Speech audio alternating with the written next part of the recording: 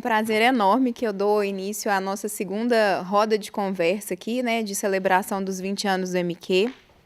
Eu vou abrir essa mesa e vou mediar.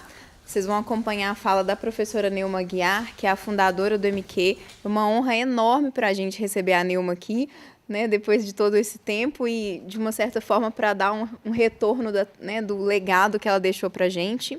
Em seguida, a gente vai ter a fala do professor Antônio Augusto Pereira Prates, que foi coordenador do MQ logo em seguida da Neuma, e, por último, a fala do professor Jerônimo Muniz, que é o coordenador atual.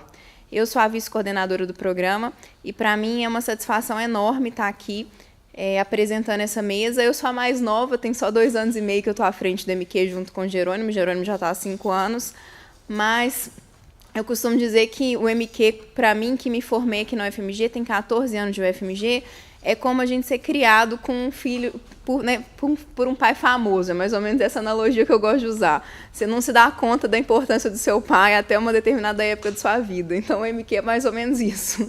É o pai famoso que a gente tem. E eu aprendi muito mais na coordenação do MQ, sobre o MQ, sobre a importância dele, sobre a organização, os desafios que a gente tem que enfrentar em face de uma nova configuração do sistema universitário nos dias de hoje, das necessidades do mercado de trabalho, dos apoios, das agências de fomento. Eu aprendi muito mais na coordenação do que nos meus anos enquanto aluna da UFMG. Então, o nosso objetivo com essa mesa é recuperar e registrar essa história, ajudar os alunos que estão participando conosco, não só desse ano, mas das outras edições, né, das anteriores, das futuras, a entender um pouco da importância desse que é o mais antigo e ainda um dos principais cursos de formação de treinamento metodológico do Brasil. Então, vou passar a palavra para a professora Neuma. Muito obrigada, viu, professora, por ter aceitado o nosso convite. Quero dizer, em primeiro lugar, sobre a minha alegria de estar aqui com vocês. É muito bom dar início a um programa e, 20 anos depois, ele ainda está vivo e vibrante, com todas essas faces jovens aqui em frente a mim. Então, eu queria um pouco rememorar com vocês como foi a criação do MQ. E eu vou dizer que houve um risco muito grande de início que o curso não fosse oferecido aqui em Minas, porque haviam conversações e havia uma disputa, como é natural. Tinha o presidente da Sociedade Brasileira de Sociologia, era o Antônio Sérgio Guimarães. E também tinha o Nelson do Valle Silva, era uma pessoa-chave, embora o Nelson nunca foi uma pessoa competitiva de querer atrair, porque ele também estaria no programa de metodologia, qualquer que fosse o lugar aonde ele tivesse início. E eu trabalhava naquela época no antigo IUPERJ, que hoje é o IESP. E o IUPERJ também era um dos lugares que estava disputando sediar o MQ. Mas, naquele momento, por várias razões de natureza pessoal, eu resolvi me candidatar para vir aqui fazer parte do corpo docente aqui da casa. E, então, quando as conversações mais firmes tiveram início, eu já estava aqui arraigada no programa de Sociologia da UFMG. E fomos pensando juntos e vimos que aqui o lugar era ótimo para trazer pessoas de diferentes regiões, porque, sendo um ponto central né? Podiam tanto vir pessoas do Sul, quanto pessoas, tivemos até pessoas do Norte, né? E também pessoas do Nordeste, que estavam procurando aperfeiçoar a sua formação e métodos para poderem levar adiante as suas teses. De fato, o panorama nacional era horroroso, vou dizer com muita clareza, era muito feio, porque a maior parte dos programas de pós-graduação no Brasil estavam deixando de oferecer metodologia. E não só não estavam oferecendo metodologia de pesquisa, alguns ainda ofereciam um curso de estatística, mas esse curso de estatística era inteiramente descosturado do resto do programa. As pessoas assistiam aos cursos, tiravam suas notas, mas não sabiam para que era aquela formação, não sabiam vincular aquilo que elas aprendiam nos cursos de estatística com a prática de pesquisa, porque também a formação de pesquisa era quase inexistente. Quer dizer que não se sabia ligar metodologia, estatística e uma prática de pesquisa que fosse resultar em teses inovadoras. A principal fonte das teses, que eram de natureza quantitativa, tinham como base principalmente os censos e as PNADs. Mas ninguém aprendia assim, como construir um survey, e depois também como analisar esse survey. Isso era praticamente inexistente naquela época. Então, a Fundação Ford ficou interessada em financiar um programa assim. E foi dentro disso que eu afirmo para vocês, havia essa competição. Vai ser em São Paulo, não vai ser em São Paulo. Vai ser no Rio, não vai ser no Rio. Vai ser em Belo Horizonte. Então, oferecemos a possibilidade de que esse programa de formação e metodologia ocorresse aqui na Universidade Federal de Minas Gerais. A Fundação Ford ficou muitíssimo interessada, porque também diversificavam um pouco os investimentos que eles faziam nas ciências sociais, já que boa parte dos seus investimentos eram direcionados para o Rio de Janeiro e para São Paulo. Então, Minas Gerais surgiu como um novo polo de interesse. E, logo então, nós fizemos o projeto, né? E com esse projeto nós nos candidatamos ao financiamento, mas eu quero dizer que, naquela época, nós éramos muito ambiciosos e queríamos um programa de metodologia, mas nós queríamos mais do que isso. Queríamos também construir uma estratégia de pesquisa aqui dentro do Departamento de Sociologia, também com o apoio da ciência política e até com flerte com a psicologia social. Então, todos esses lugares institucionais estavam interessados num programa de metodologia. A parte institucional realizada durante os semestres estava fraca. As pessoas sabiam disso. A instituição tinha conhecimento dessa necessidade. Então, eu vou dizer que, para persuadir também a constituição do MQ, nós criamos outras áreas de interesse. E uma delas foi uma pesquisa que nós chamamos, o Survey da Região Metropolitana de Belo Horizonte. Então, com esse survey, nós precisávamos do apoio dos professores, também para o MQ, mas o survey foi um atrativo especial, porque era muito difícil você chegar para professores que tinham longa experiência, que tinham até um certo renome, de mostrar para eles as possibilidades de diversificar os seus interesses e terem também um pé na metodologia quantitativa.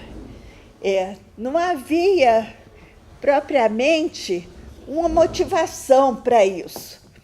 Mas, com essa estratégia, que era de constituir um survey, e esse survey, então, ele tinha vários módulos, e cada professor foi solicitado, então, a participar de um módulo que fosse a sua especialidade.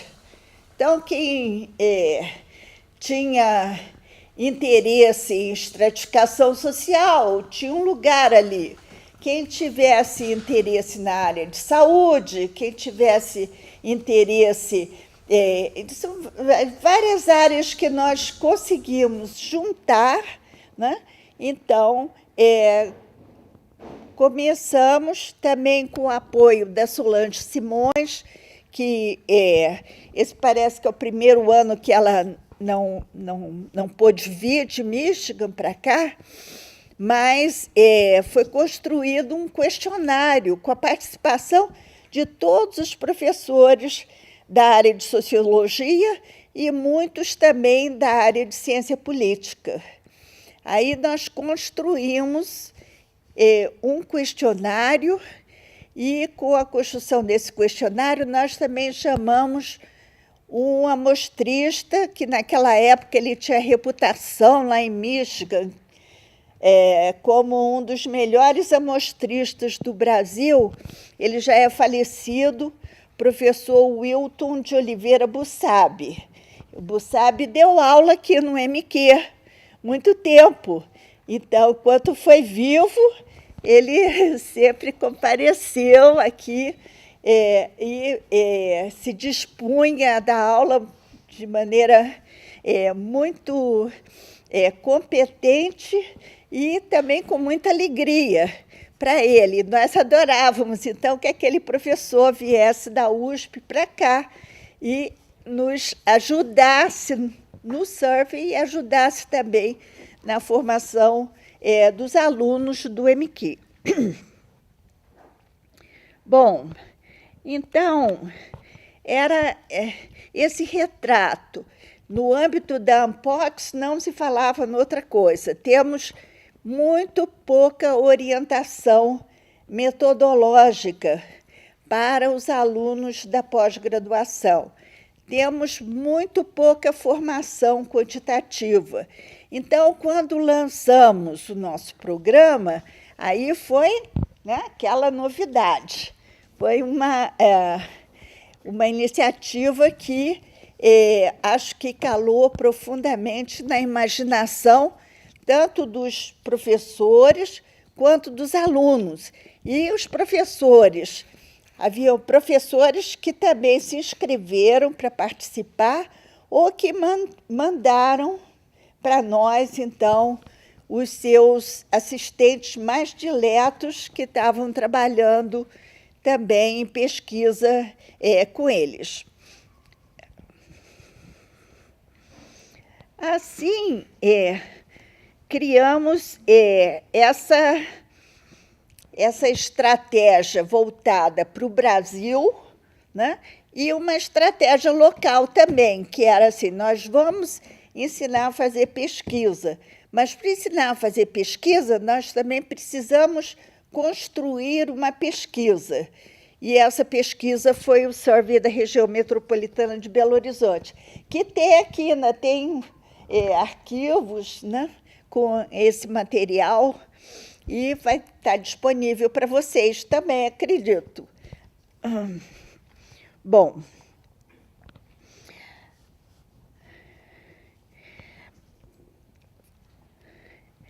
aí nós tínhamos essa dupla face, que era efetuar levantamentos quantitativos sobre questões de interesse de professores de sociologia e disciplinas afins, lotados na Fafis.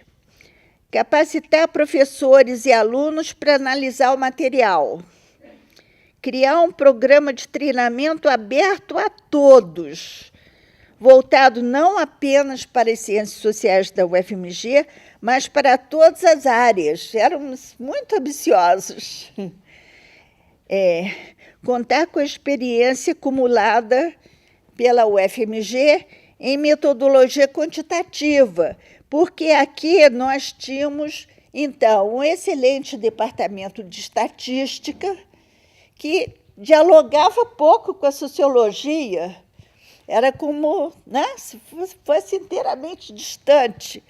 E também nós tínhamos o CDPLAR, que era outra possível fonte de colaboração para com os nossos cursos.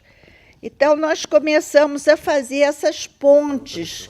Foi assim, o MQ se tornou uma espécie de traço de união, reunindo interesses de vários locais da universidade, várias instituições, vários cursos, colaborando conosco, ou se beneficiando daquilo que nós estávamos produzindo, ou colaborando também com o seu pessoal excelentemente formado, e que, então, voltavam os olhos aqui para as ciências sociais.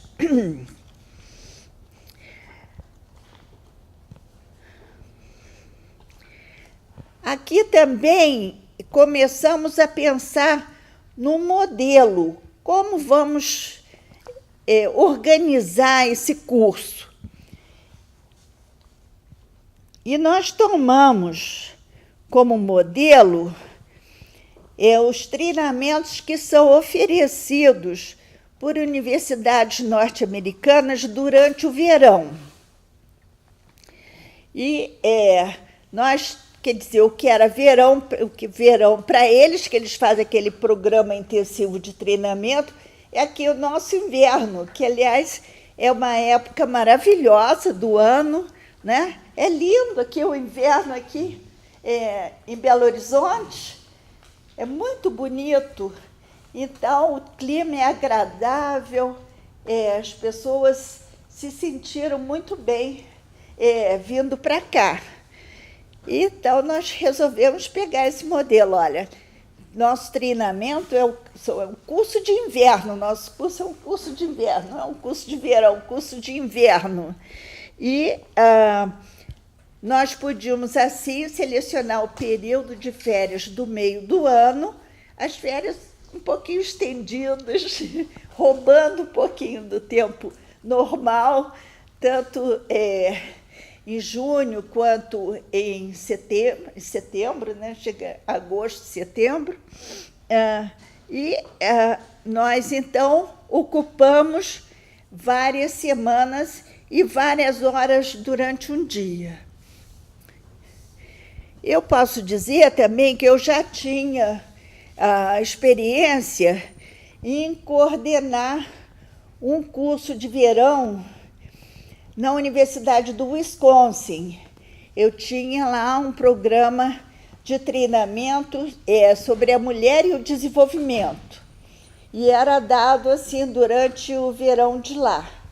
Aí eu aprendi com eles como organizar um curso intensivo assim, um curso que era de manhã e de tarde, era em tempo integral, as pessoas tinham que assistir a um determinado número de horas de aula, e essas horas de aula elas deveriam corresponder a um curso formalmente oferecido num semestre acadêmico.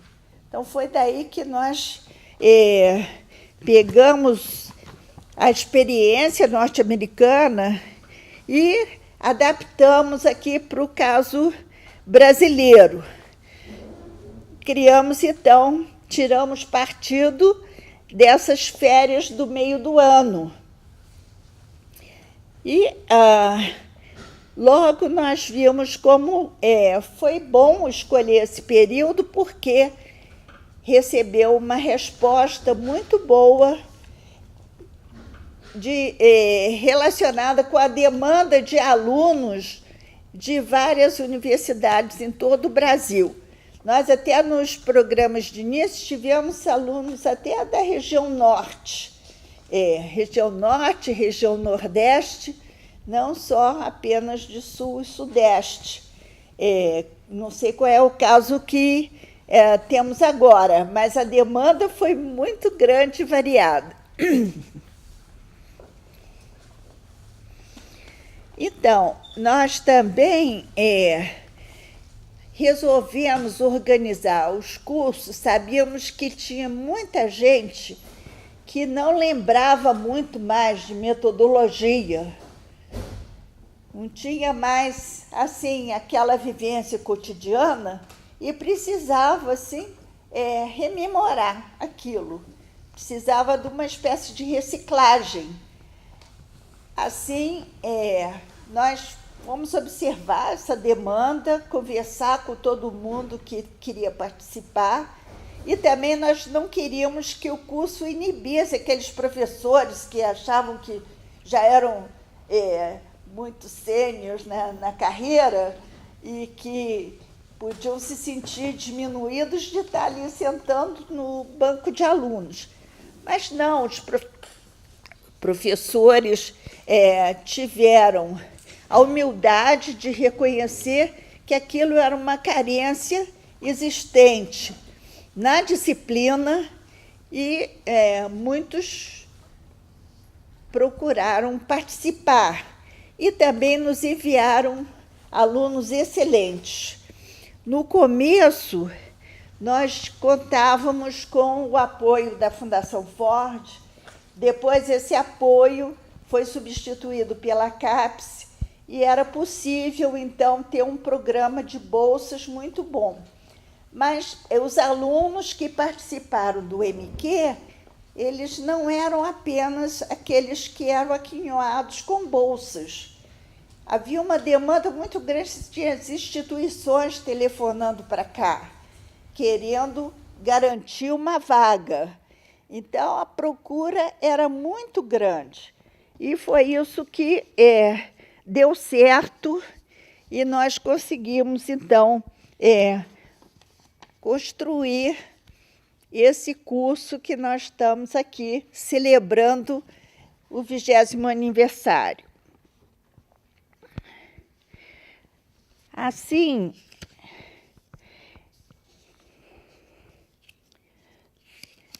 aproveitando esse modelo, o modelo americano, e também a formação em pesquisa que era feita dessa forma intensiva no verão, pela Universidade de Michigan, que estava colaborando também conosco no survey da região metropolitana de Belo Horizonte, nós fizemos uso dos recursos de conhecimento dos quais a UFMG dispunha e começamos, então, a montar esse projeto de formação intensiva.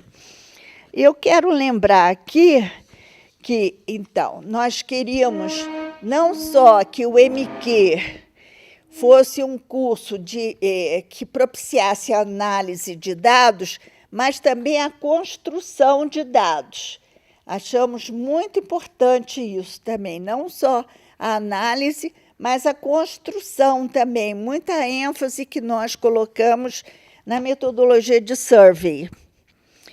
E nós tivemos colaborações importantes que eu quero lembrar aqui. Por exemplo, o professor Nelson do Vale Silva, que foi uma pessoa que ajudou muito na construção do próprio MQ. E a professora Solange Simões, que foi fundamental porque ela vivia em Michigan, ela conhecia vários professores lá, então ela persuadiu aos professores David Federman e David Lam que viessem aqui nos visitar, e eles vieram. Eles vieram nos visitar e se interessaram muito pela formação em pesquisa e nos convidaram, então, para participar de um projeto de pesquisa de natureza comparada, que era ficaria o Brasil, sendo nós, né? Estados Unidos, conduzidos por Michigan, China e África do Sul. Então, nós tínhamos essa ambição internacional de fazer esse projeto internacional comparado. Mas eu posso dizer para vocês também, com muita alegria, que quando nós nos vinculamos a esse projeto, nós fomos a instituição que deu partida ao mesmo. Fomos os primeiros que levantamos os recursos e começamos com o Survey da região metropolitana de Belo Horizonte. Depois foi da África do Sul, nós fomos participar lá também para construir o programa deles, e também o Survey norte-americano, que era um que já era mais institucionalizado e já tinha várias levas anteriores a esse projeto internacional comparado. Mas, assim, nós tínhamos parceiros internacionais, América Latina, Ásia e África. E nós conseguimos, assim, também com o Survey, dar partida e continuidade ao projeto de formação e metodologia. Portanto, eu não vou me demorar aqui em descrever o Survey, eu vou deixar aqui encarregado Jerônimo de procurar o arquivo de dados, né, para deixar esse arquivo também disponível com o dicionário, para que vocês façam uso dele quando quiserem. Eu fiquei à frente do MQ até o ano de 2006, acredito. Depois disso, então, já fomos construindo a sucessão. O Antônio Augusto Prates foi parte do nosso projeto de construção da metodologia quantitativa aqui, e ele foi para um treinamento especial em Michigan, junto com a Fátima Anastasia, do Departamento de Ciência Política. Então, eles foram participar de um programa da mesma natureza e que foi muito importante depois para eles continuarem na coordenação do MQ. Então, quando eu me aposentei finalmente e saí da coordenação, o Antônio Augusto assumiu o lugar e deu, então, conduziu, então, o programa com ampla experiência internacional que ele já havia conseguido. Bom, então, o Antônio Augusto também existe uma fala dele, que eu já vi um pedacinho, e que ele fala da experiência. E, finalmente, nós temos aqui a jovem guarda do MQ, né? Eu acho muito bonito ver tantas faces jovens, e temos aqui uma coordenação especialmente jovem, que eu faço muita fé, porque tem toda a energia e interesse para continuar com esse programa.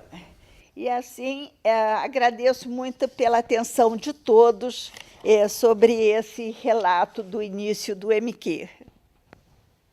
Obrigado.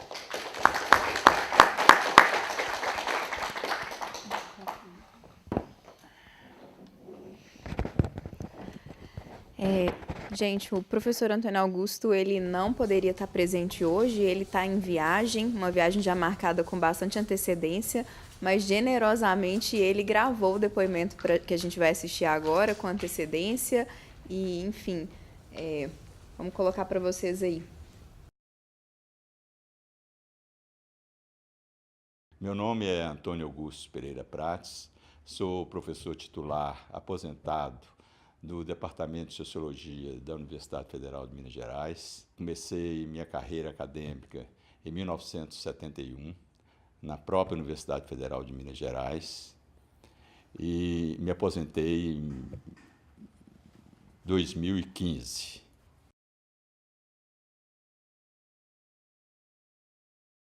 Belo Horizonte sempre foi uma marca registrada, uma marca fundamental no ensino de metodologia quantitativa em ciências sociais. A Faculdade de Ciências Econômicas, nos anos 60, foi um centro importante de desenvolvimento de metodologia quantitativa.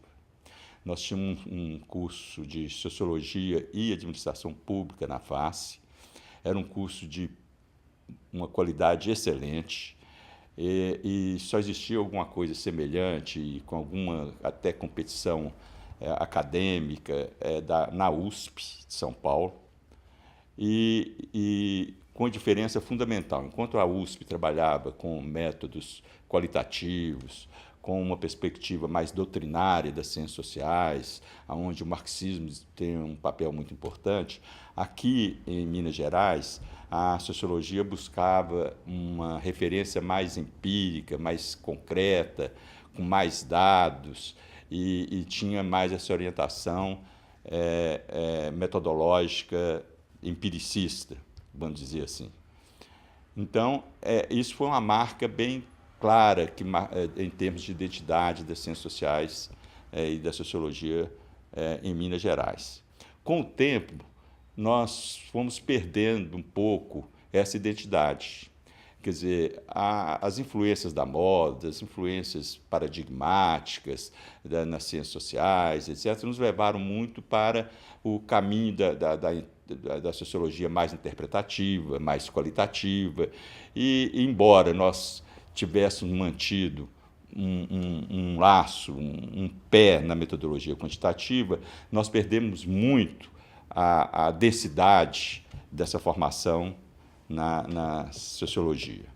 Então, em meados dos anos 90, na segunda metade dos anos 90, 1996, 1995, 96, foi liderado pelo professor Nelson do Vale Silva para fazer um diagnóstico sobre a questão do uso de métodos quantitativos nas ciências sociais brasileiras.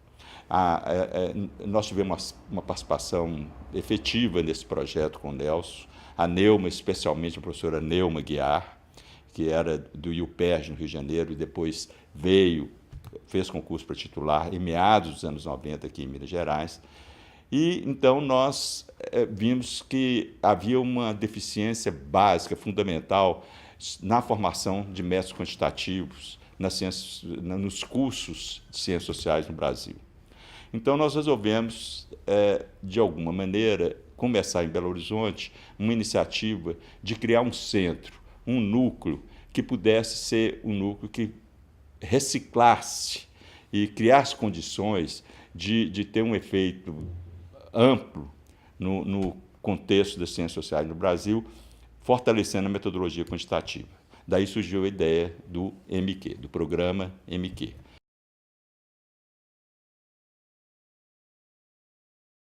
Então, ao tentar elaborar isso, nós buscamos os professores de métodos quantitativos no Brasil e procuramos a Universidade de Michigan, tentamos fazer uma parceria com a Universidade de Michigan, de trazer professores que pudessem dar aulas aqui para a gente em julho. Conseguimos alguns professores que tiveram muito boa vontade, tiveram muito interesse em participar dessa experiência.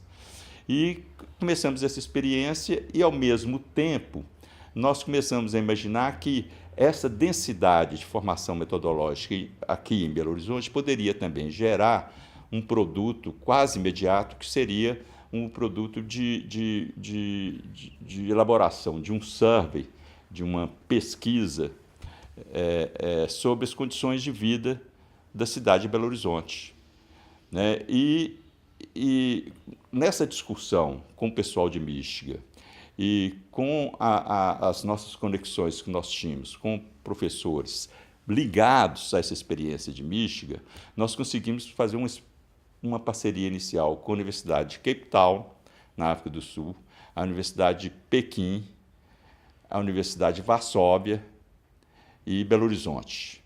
Esse consórcio, a ideia era nós tentarmos fazer um único questionário sobre condições de vida e qualidade de vida nessas cidades, né? E elaborar, na medida do possível, um questionário comum e que pudesse analisar esses dados com um survey de 2 em 2 anos.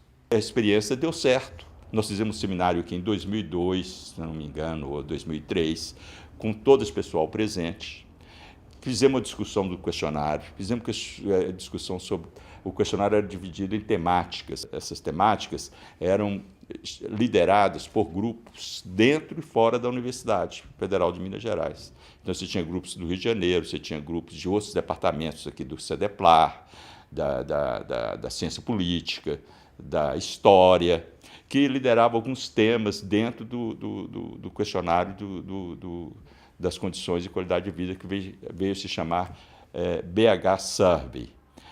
E essa experiência conjunta com a parceria com esses 4 países, nós chamamos de Social Hubble, por causa daquele telescópio que focava algumas questões centrais no universo. Nós falamos, não, vamos centrar algumas questões centrais, né, nessas cidades e fazer um estudo comparativo. Então, essa ideia se desenvolveu, nós mandamos vários professores nossos para Michigan, fazer treinamento em Michigan, no Instituto for Social Research, em julho.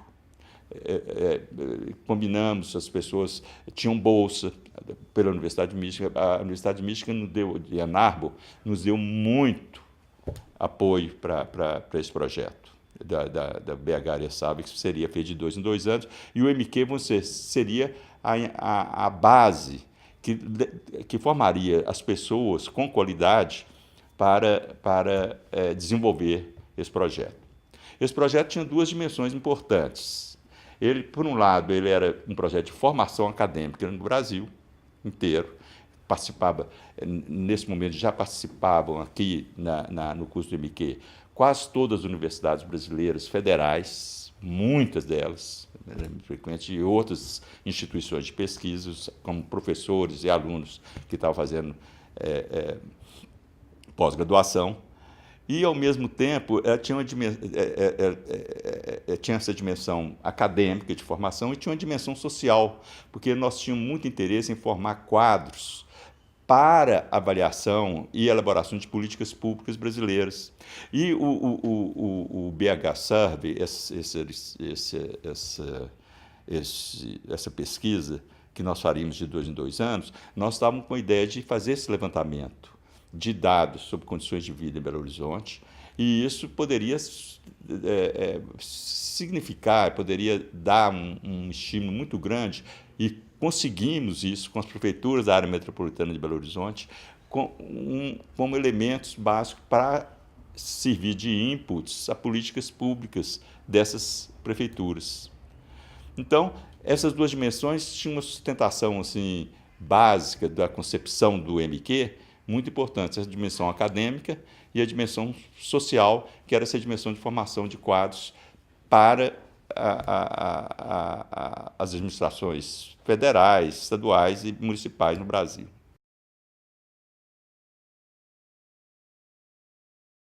Tivemos apoio desde o início da Fundação Ford, que nos deu um apoio muito sistemático, como auxílio de bolsas para alunos. Nos primeiros cursos do MQ, os alunos competiam por bolsas e ficavam em Belo Horizonte e sobreviviam em Belo Horizonte. Então, vamos dizer assim, o projeto estava andando muito bem. Mas, de repente, a Ford, como era política da própria Ford, começou a dizer para a gente, olha, nós não vamos ficar pondo recursos indefinidamente. Então, vocês têm que arrumar uma forma de se autossustentar ou de buscar recursos dentro da própria universidade ou dentro do Estado, coisa desse tipo. Então, nós começamos um pouco com uma série de dificuldades para, todo ano, começar o MQ. Então, nós tivemos que, de alguma maneira, buscar apoio na FAPEMIG, nas fundações de pesquisa dos estados, que davam bolsa para os alunos que vinham para cá. Mas isso era sempre, cada ano era uma incerteza, a gente nunca sabia se ia conseguir todo ano aqueles recursos ou não. Na maioria das vezes nós conseguimos, com maior ou menor precariedade.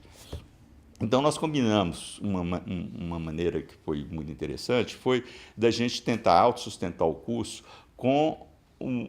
transformando o MQ para um público que tinha necessidade de ser formado, que não era ligado diretamente às universidades, mas à burocracia federal e institutos de pesquisa privada no Brasil, que gostariam de ser formados e que poderiam pagar uma parcela, uma coisa ínfima, quer dizer, nós não tínhamos nenhum interesse lucrativo, não tínhamos nenhum interesse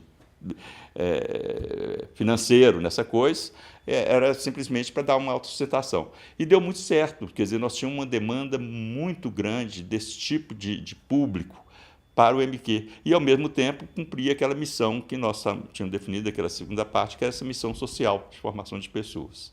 Então, o MQ caminhou muito bem nesse sentido, foi processado sem maiores traumas, nós nunca faltamos de ter em 2 anos o MQ cada ano, né?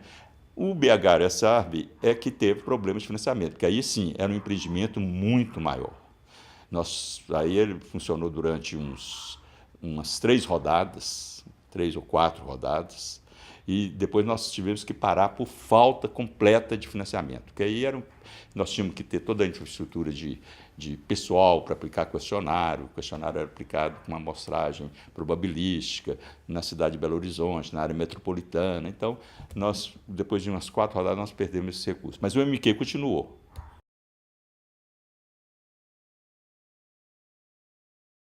Eu poderia falar um pouco sobre o impacto que eu percebo, então, do MQ nessa primeira dimensão, na primeira e na segunda dimensão que eu falei, dessa missão do MQ. Na dimensão acadêmica, eu acho que houve uma formação, assim, houve um impacto muito grande nos cursos de pós-graduação em Ciências Sociais no Brasil.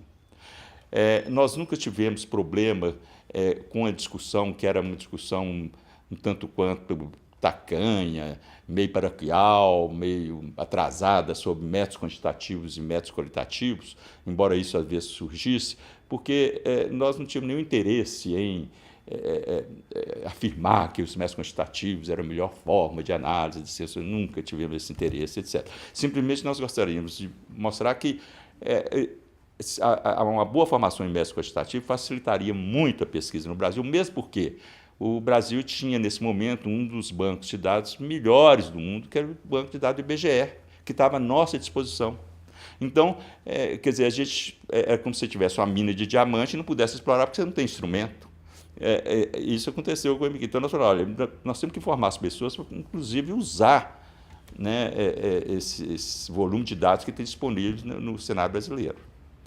Então, o impacto foi muito grande. Eu já tenho tese de doutorado sobre o MQ, feito por um dos alunos, acho que foi na UNB, em Recife, alguma coisa assim, mas eu tive contato com ele, eu dei os dados para ele fazer, ele queria exatamente comparar o impacto do MQ na formação de métodos quantitativos.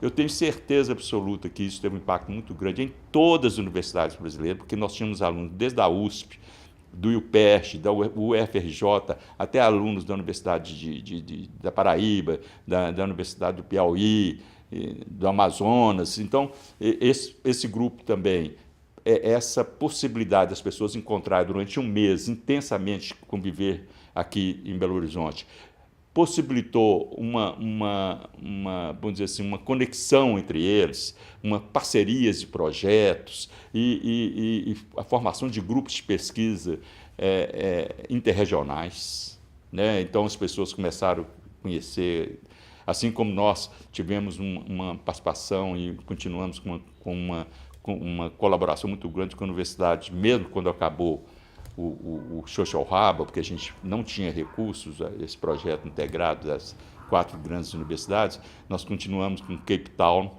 principalmente sobre estudos de raça, que era uma coisa muito comum com o Brasil, e raça, capital social, capital cultural, fizemos questionários conjuntamente. Então, foi uma experiência assim, de internacionalização do nosso departamento aqui em Minas Gerais, muito importante. Esses seminários internacionais que nós fazíamos do Social Hub foi feito aqui, foi feito em Cape Town. As pessoas vinham para cá ou a gente ia para lá para participar da formação desse questionário, da elaboração desse questionário.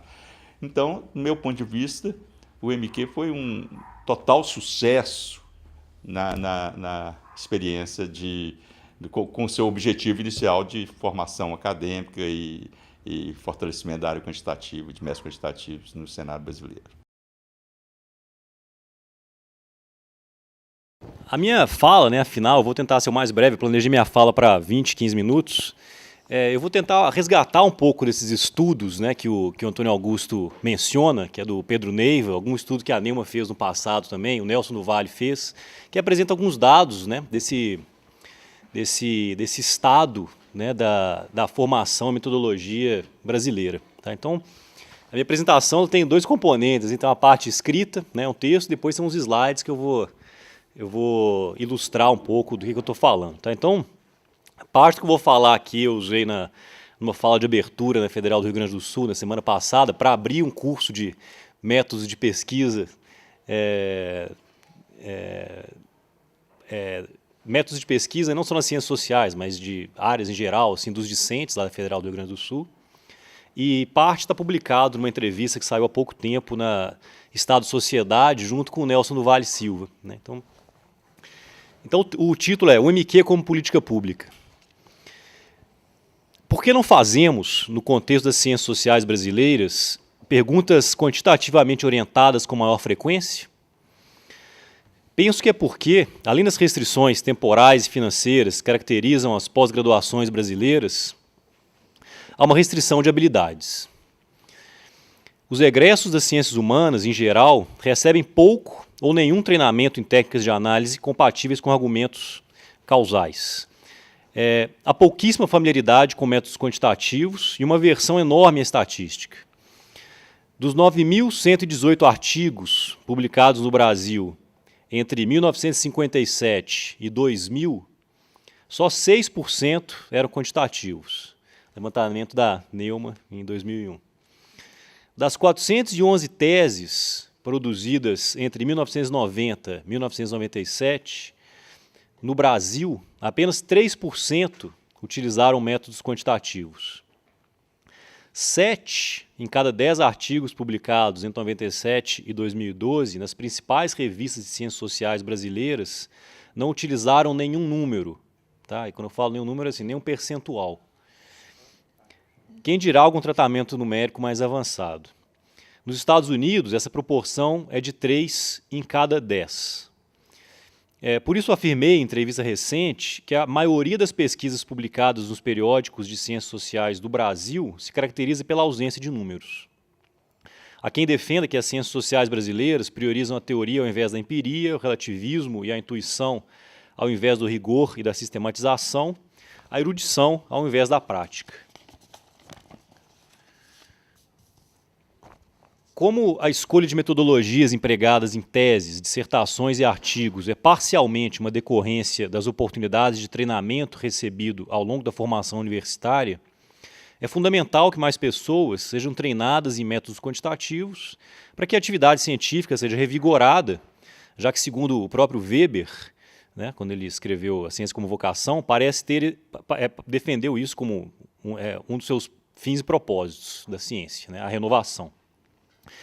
Reconheço que seria irreal exigir que as ciências observacionais, como a sociologia, voltem abrupta e plenamente os seus olhos para argumentos causais, né, que evocam uma lógica mais quantitativa.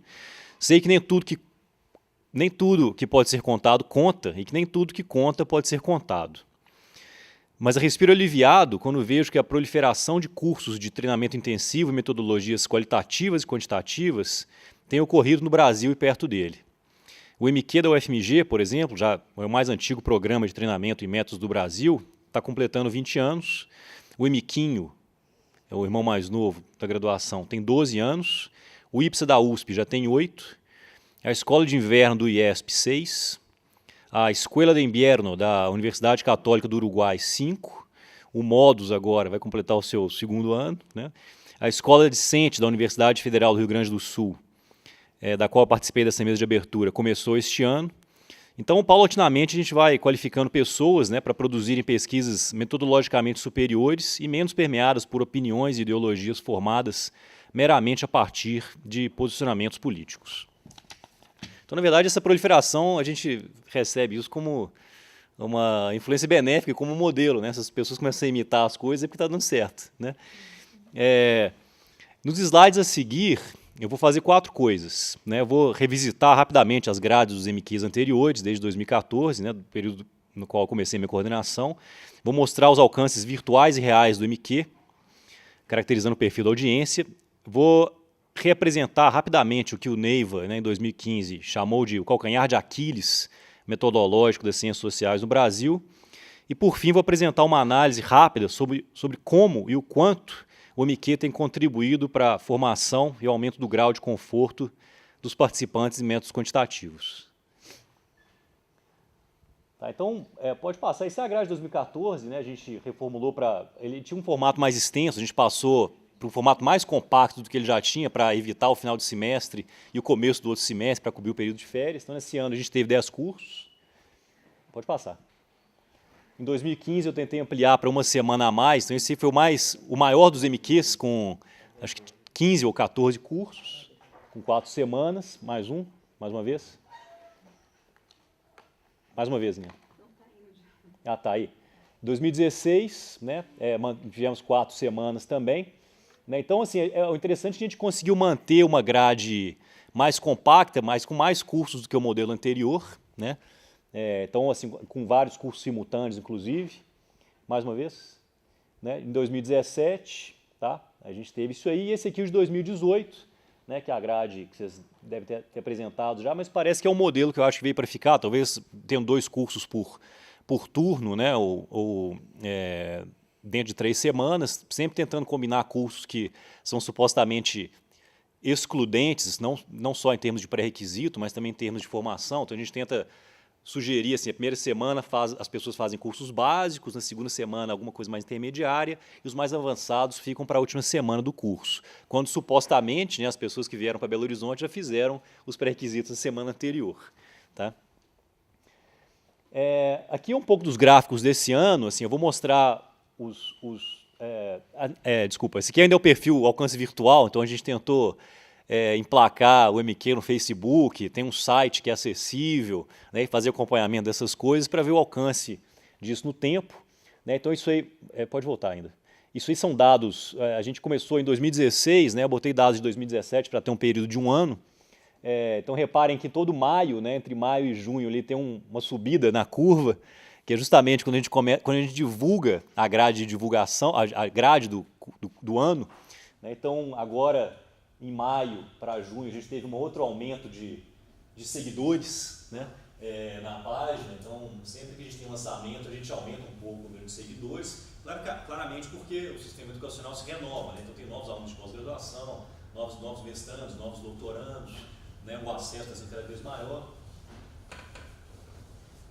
Aqui o alcance das publicações, né? De novo, ali, quando a gente lançou a grade no Facebook, a gente teve um alcance orgânico de 4.000 pessoas, 4.300, que é quando todo mundo vê, partilha, divide, alcance orgânico, ou qualquer tipo de conexão, qualquer like, né? Gostou, não gostou, dividiu, compartilhou, escreveu alguma coisa. Então isso aí representa o alcance, alguns números maiores, né, no próximo slide, uns números que nem eu entendo muito bem, mas a gente vê, por exemplo, esse número de seguidores, número de curtidas. Esse aqui é o alcance total, né, nos últimos 28 dias, 58.671. Quando você faz o download dos dados, esse número aparece lá. Então, esse alcance é o amigo do amigo do amigo que viu, dividiu, falou, alguma coisa dessa natureza.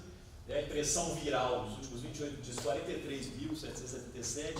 Como é que isso se converte em acesso, em matrícula? Não é claro, né? Mas o primeiro passo para isso virar, para alguém ver, saber que existe, né? Então, o alcance viral geralmente é o amigo do amigo, né? Então, não é um acesso direto ao IMQ, é um acesso via terceiros. Então, a gente tem trabalhado nesse alcance virtual do IMQ para tornar ele mais visível, né? Ou conhecido onde ele ainda não é. Aqui já é algum perfil, né? Então, assim, não só virtualmente, mas realmente também o IMQ tem tido alcance em quase todas as UF, né? Então, aquele gráfico no canto superior direito ali, né? É a origem das pessoas. Então, a maioria é mineira, claro, né? Então, 80% é de Minas Gerais, outros 20% são representantes de todas as UFs, tá? Então, tem 28 UFs representadas com pelo menos uma pessoa, né? Incluindo Acre, Roraima, tá? São inscrições também, assim, são pessoas que se inscreveram, mas não necessariamente vieram, tá? Mas que demonstram uma intenção de participar do programa.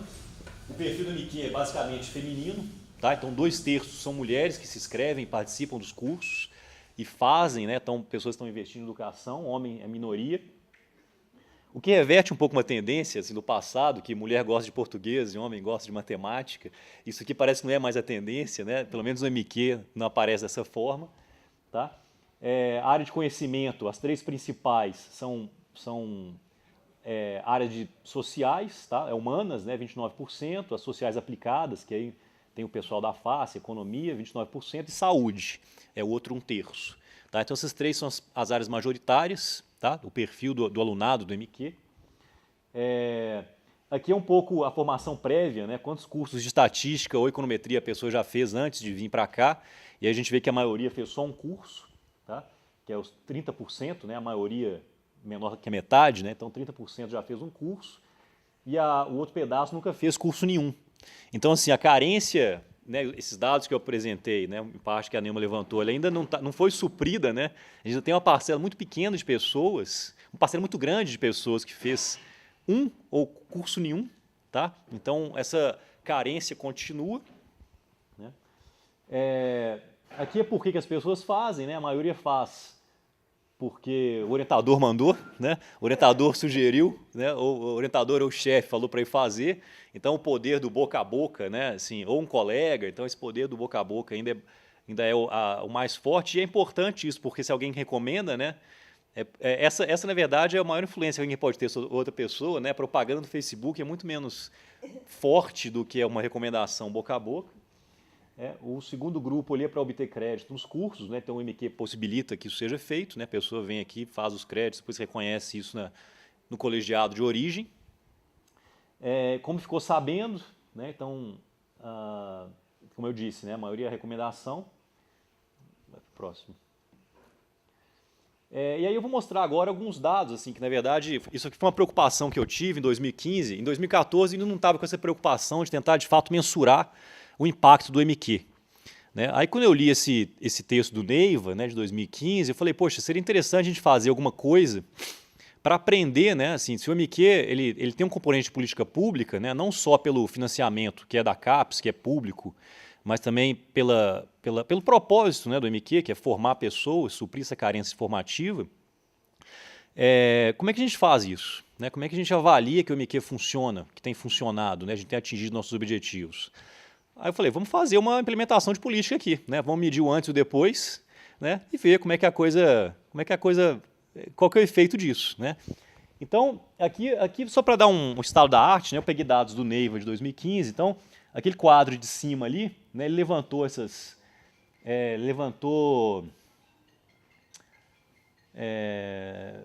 ele pegou as 22 principais revistas de ciências sociais no Brasil, segundo o critério do Qualis, né? Acho que deu mais ou menos 5.000 artigos ou algo assim, e contou, né? Assim, qual artigo tinha algum número, um percentual que seja, qual tinha nenhum número e qual tinha alguma análise avançada, e a análise avançada ele está chamando de análise de regressão, né? Então de 4.937 artigos, né? 70% não tinha nenhum número, tá? Dessas revistas todas, 5% tinha estatística avançada e 20% tinha algum número, tipo um percentual ou algum teste de hipótese, testasse uma média diferente da outra, alguma coisa assim. E ali são as revistas, né? Então ele dividiu isso por revistas. Você vê que se você pegar esse não usa números aqui, né? A maioria delas, né? Não usa número nenhum, tá? Se você tirar só aquela Brazilian Political Science Review e a Dados, né? Que está no 48%, na Berlina da metade, não usa número, a maioria absoluta não usa número algum, né? Então isso demonstra uma carência, e eu acho que é uma carência de formação. Aqui as instituições dos autores, né? Então os autores que publicam usando algum número, de onde eles vêm, tá? E aí a Federal do Paraná e a de Pernambuco são as que aparecem lá no alto, mas com uma representatividade muito pequena, porque são poucos casos, né? O N é pequeno. Aí depois vem a UFMG, né? Pessoas que formaram nos Estados Unidos ou que formaram no IESP, tá? Então isso aí um pouco encabeça ou direciona a origem da formação dos autores que utilizam algum número nos seus artigos, né? Aqui é uma análise multivariada que ele fez, né? Ele fez o seguinte, ele pegou esses 4.900 artigos, fez um modelo ordinal, né? Com 3 categorias. Primeira categoria, nenhum número. Categoria 1, algum número. Categoria 2, análise avançada.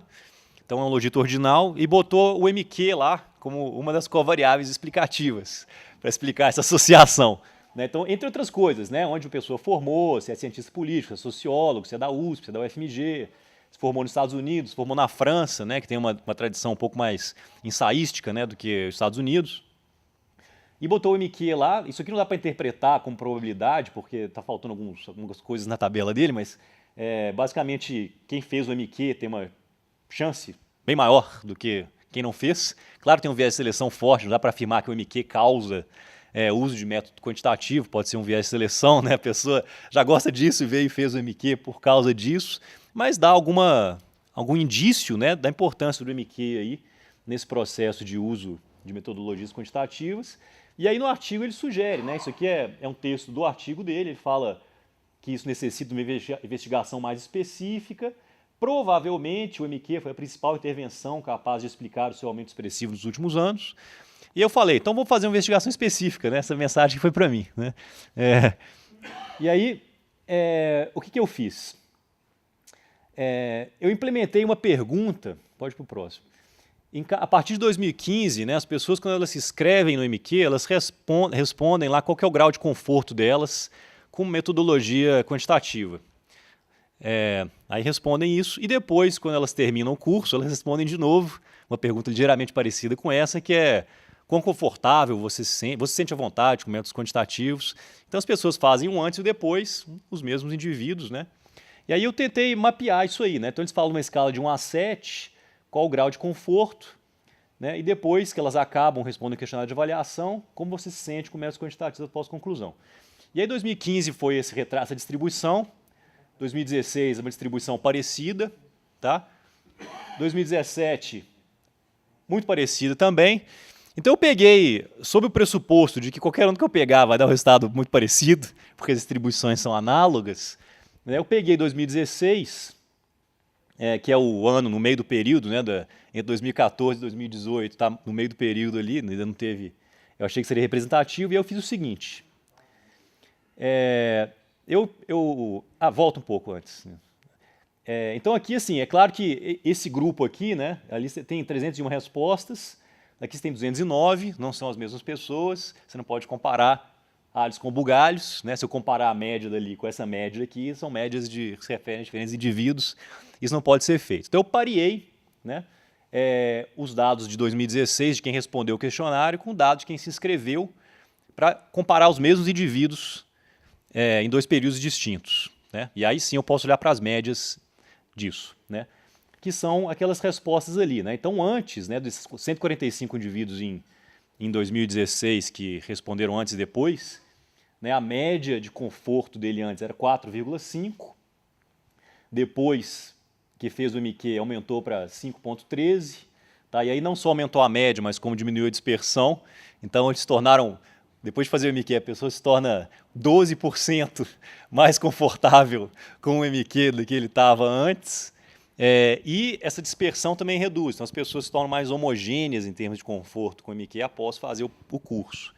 Né? E aí a distribuição é essa. Né? Então, o vermelho é o antes, depois, né? E o outro é o antes. Pode passar. Então, e aí, o que isso representa? Né? Assim, para 72 participantes, né, desses 145, né, é metade, mais ou menos, 49,6%, metade são pessoas que aumentaram a sua nota, né, de antes para depois. Tá? Então, houve melhoria na nota da percepção declarada, metade parece ter se beneficiado do MQ, pelo menos em termos de autoconfiança e conforto com métodos quantitativos. Se a gente extrapolar esse valor para outros 5 anos, a gente vai ter mais ou menos 360 pessoas, né, que estão se sentindo mais confiantes com métodos quantitativos, né, e aí eu arrisco dizer que é por causa do MQ, já que são os mesmos indivíduos num período muito curto de tempo. Tá? Então, eu acho que esse seria, digamos, o efeito líquido do MQ. É claro que a minha medida de resultado ela não é ótima, né? Claro que você medir o resultado com uma percepção do próprio nível de conforto, isso não pode não virar tese, né? Pode não virar artigo publicado, mas é uma medida que diz alguma coisa, né? E aí você pode falar, né, alguém pode virar e falar assim, poxa, mas só metade? E a outra metade, né, que não se beneficiou em nada, continua igual. Né? Então o MQ funciona ou não funciona? Então eu vou ter essa ilustração do copo meio cheio, meio vazio aí, que depende né, as duas coisas são válidas, né? Metade está melhor e metade está igual, ou pior, tá? Mas em média todo mundo está melhor. Né? Então, assim, 360, né, é um número que faz a diferença, tá? É difícil dizer, né, pois as pessoas que compõem esse número podem não traduzir suas pesquisas em publicações e nem mesmo em reais melhorias ou aumento de conhecimento. Sentir-se mais à vontade com métodos quantitativos, né, é certamente uma medida imperfeita do resultado que queremos atingir, mas por enquanto é ela que indica que temos feito bem o nosso trabalho juntamente com as boas avaliações nos cursos. Né? Então, a gente sempre tem muito bom, excelente em outros critérios, né, de biografia, de qualidade do professor, de se cobrir o programa ou não. Tá? Então, a mensagem final é assim, eu acho que já passou da hora das ciências sociais brasileiras abraçarem técnicas de pesquisa quantitativa, né? Não apenas pela sua relevância e para aumentar o seu prestígio, tá? Mas também pelo seu rigor e para a sua renovação. Faço assim votos para que o MQ tenha vida longa e próspera, né? E que possa contribuir não só para a elaboração de boas respostas, mas, sobretudo, de boas perguntas. É isso aí. Obrigado.